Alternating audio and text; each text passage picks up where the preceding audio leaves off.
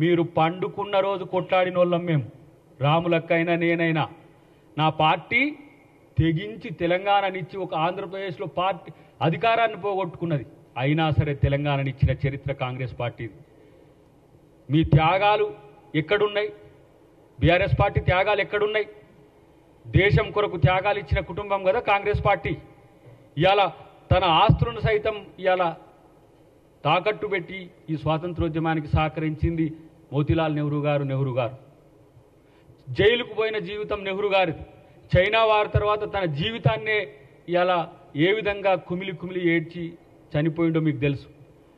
నా దేహం ముక్కలైన ఈ దేశాన్ని ముక్కలు కానియనని చెప్పిన ఇందిరాగాంధీ తెగువ కింద మీరు ఎంతరా బాబు.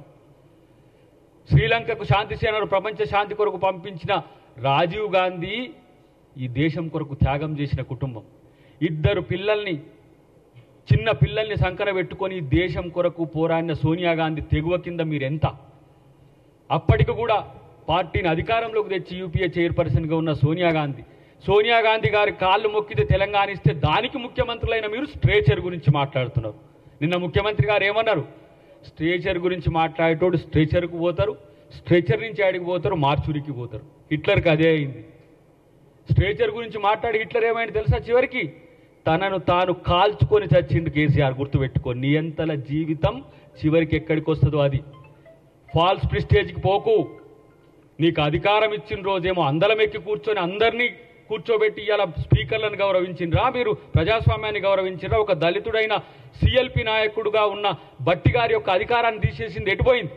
సంపత్ గారిని, వెంకటరెడ్డి గారిని డిస్మిస్ చేసే హక్కు మీకు లేకుండా చేసిన రోజు ఎటుపోయింది?